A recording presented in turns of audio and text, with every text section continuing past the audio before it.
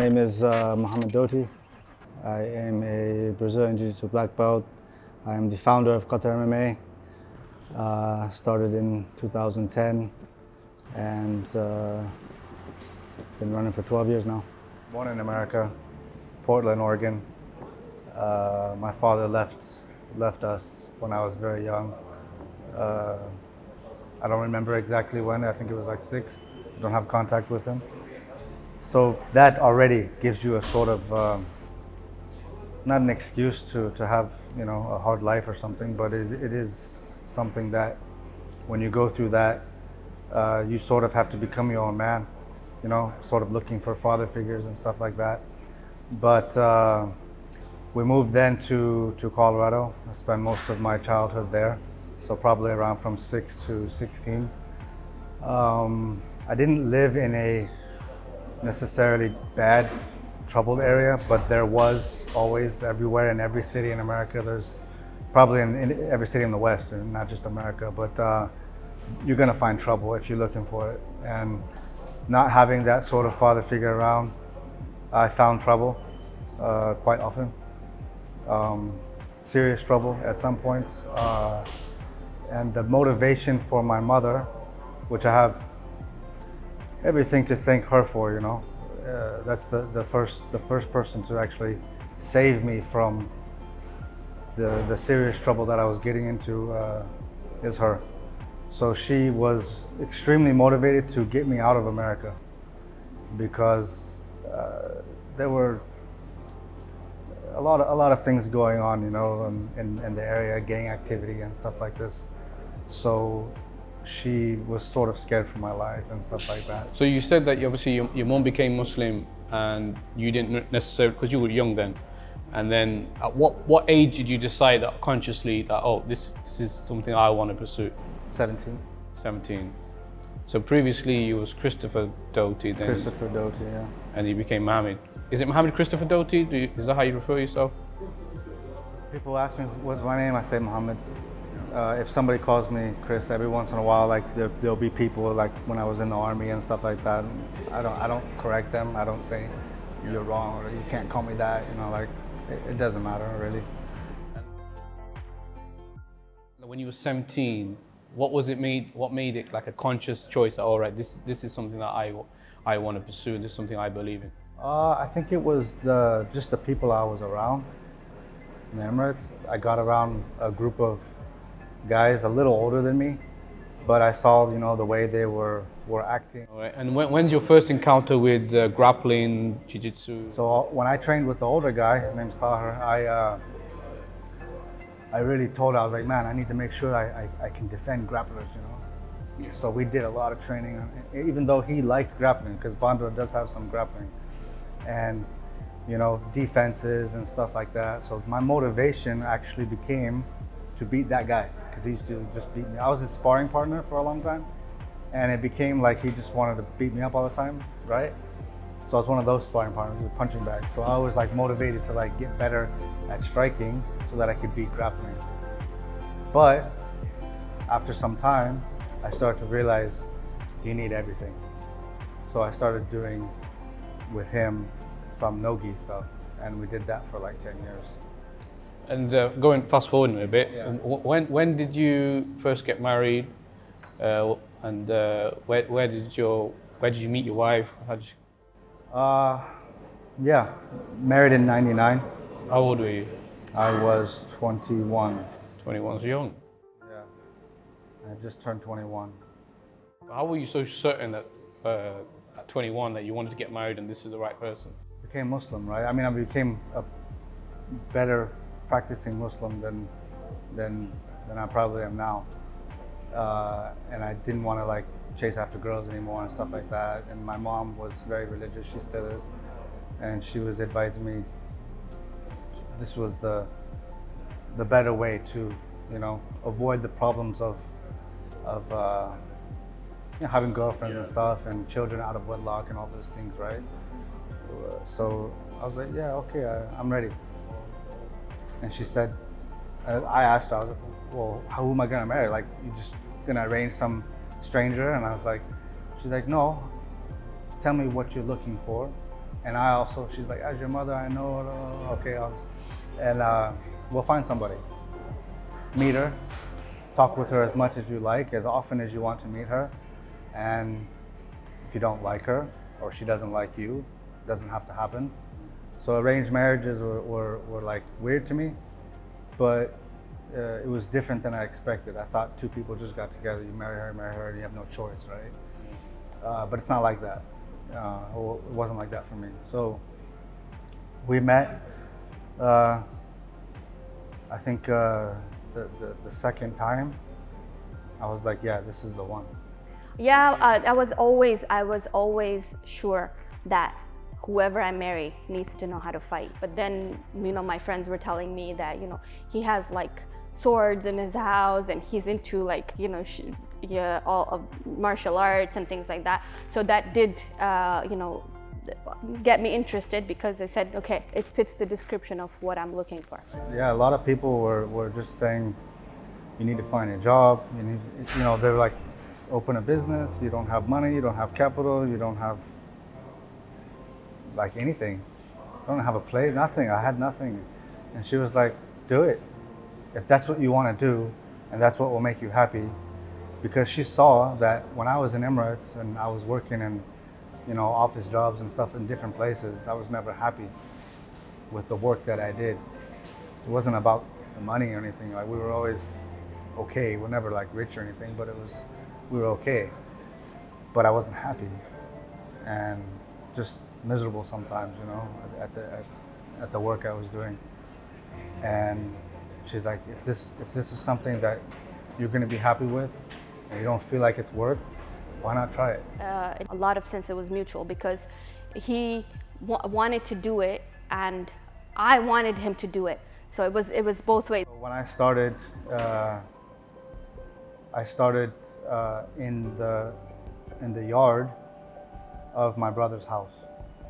So it wasn't even an indoor place. It was outside. I laid down. I didn't even have enough mats.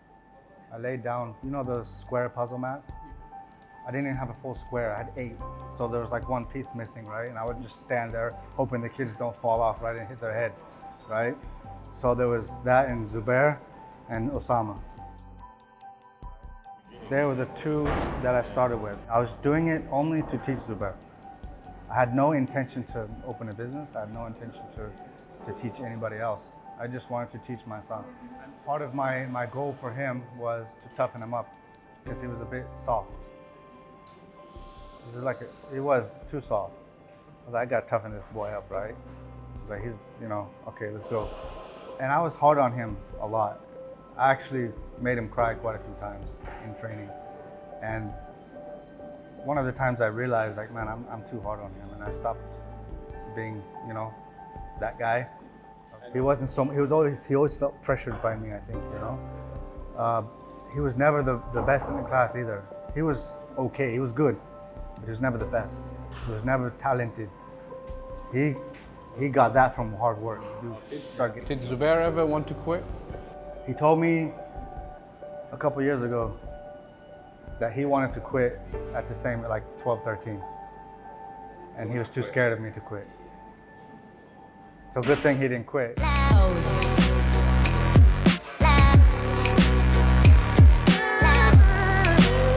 be honest, in my head, I never really separated him from coach and dad. It's always like the way I am with him in the gym is the same way I am with him at home.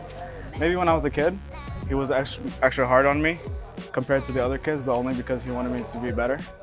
But at this point now, I'm already working as hard as he wants me to, so I was his first student. How was that? Was it tough on you? Yeah, he was pretty tough on me, but ultimately it was good for me. So no regrets. My dad started training jiu-jitsu at a different gym when we first came here, and then he was sort of looking for a job, couldn't really find one, and he really loved jiu-jitsu, so he decided to start his own thing, like sort of for fun, to see how it goes in our living room, and it sort of grew from there.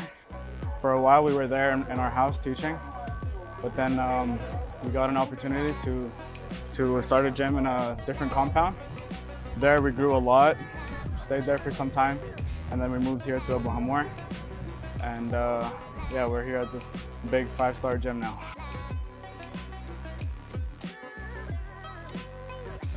I've been competing for about 10 years now and teaching for about 7 years. I teach kids primarily. I'm starting to teach adults now too. And one day I'm hoping to take over the gym when my dad's no longer able to. I think jiu-jitsu is for everyone, and especially for kids. Any kid can join. When I was a kid, before I started jiu-jitsu, I was the wussiest of the wuss, you know. But then I started jiu-jitsu, and it really changed me. I knew I would become a black belt one day. I just never really imagined it. I didn't think I would get it this soon for some reason. Like, I never really pictured myself as a black belt, you know. And for me to be a black belt now is just, sometimes it's crazy to me, you know. Well, I was shocked, to be honest. I didn't think I was gonna get it at that moment. But then when it was given to me, I did feel like I did earn it. And, you know, it was mine. We're looking to become a black belt family, yeah. Fabricio came into the picture about 2.5 years later. When I found that place, he showed up maybe 6 months later, asked to train. He didn't come to partner, he didn't come to take over. He just wanted a place to train. And I realized that he had a lot to offer me. My name is Fabricio Moreira. I started training Jiu-Jitsu in 1985, long time ago. I was a passion. I did a judo and Jiu-Jitsu for a long time, and I was as a hobby, never was as financial part of my life. I run different business now, that's my life. And this one of the business bring me to Qatar, correct? And as a passionate for the sport, correct, I look for a place to train. Decide to stay and develop Qatar MMA. We start downstairs in this place, was a small place, 140 meters downstairs. We have about 150, 200 students. It was busy time now, funny times. But Doty was the one start. No, he started QMMA. When did you meet Coach Doty, and what belt was he when you met him? He was blue belt when I met him. We talk about 2013. No. He has a good group of kids that he used to teach. That's how he started Jiu-Jitsu for his son, Zubair. Today is a black belt. So he used to teach on his house. And the adult was very small, 5, 6 people, and we developed together. So he's the one, the pioneer of Qatar MMA is called Doty, correct? He the one create. As his words, he never want to work to nobody. He want to be his own boss, correct? So his way to be was he opened his own business. And for his son and some of his neighbors was a way that he find was easy to start, correct? But for me, it was no surprise to see because I started teaching as a blue belt, right? You started Yeah, I was a blue belt for about 9 years of my life. So I have no teachers, different time, correct? Promotion was not like today. So completely different times when I started. He was very dedicated teacher. He always was a competitor, correct? He liked to compete, and we push, we make them believe that they could do it. So Doty won many championships, correct?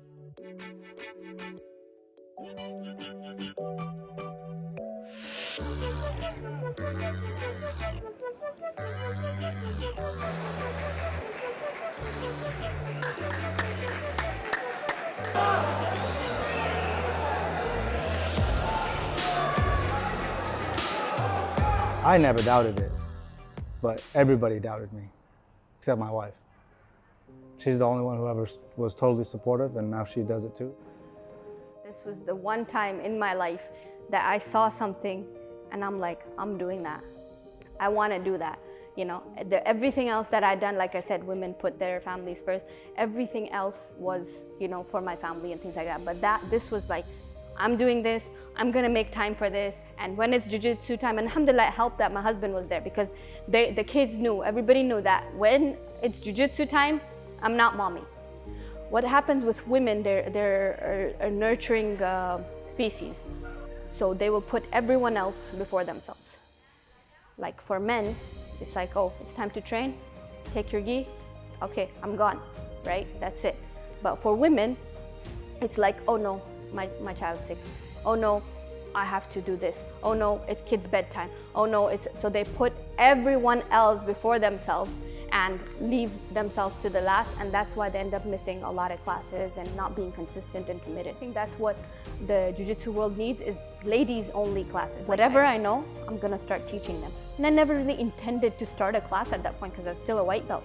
But then my friends started saying, oh no, add my kids as well. So they all wanted to, so we were in a neighborhood where mashallah, I got 10 girls, and I was teaching them out of our home. I think the women that walk through these doors are very liberated in their heads. Like, they don't have families holding them back. Just the fact that they were able to come in and join in shows that they are able to make those decisions and choices. And I know that there are women who are not allowed those things, but I would like to emphasize profusely that's just culture. That is not part of Islam, and people who think that they're doing this and use Islam as something to hide behind should not be doing that, because that's a sense of, it's, in fact, subhanAllah, we are encouraged as women. Their only thing is to find a place where they feel safe to remove everything and be able to just train and just focus on that and not worry about their hijab coming off, or not worry about their niqab being pulled off or anything, all the other things. Just be able to just train and have a good time and walk out, like, as you guys know, with all the adrenaline rush that you get. And a lot of them, to them, the jiu-jitsu classes are like a lifeline, because they're moms and they are, mashallah, I have like ladies from all different walks of life, doctors and engineers, and these are all Muslim women. And but they come and they find the time to train jiu-jitsu, and they don't make any exceptions because they need it. It's their therapy.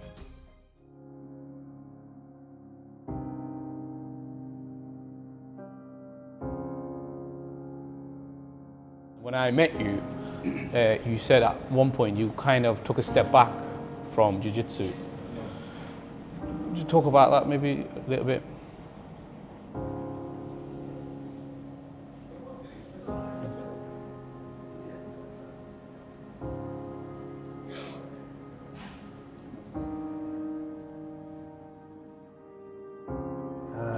It was an accident. He was hit by a car in our compound. It's kind of ironic. We moved to the compound for safety, but it happened on a day most people remember in Qatar as when Corona started, and life sort of changed for everybody.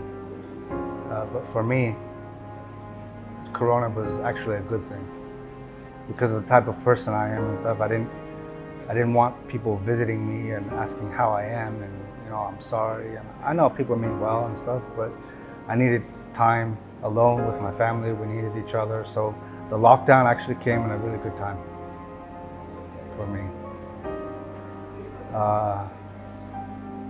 It was the hardest thing for me to deal with. So it's still hard 2 years later. As parents, we're not supposed to have favorites and stuff like that, but he was. He was very close to me.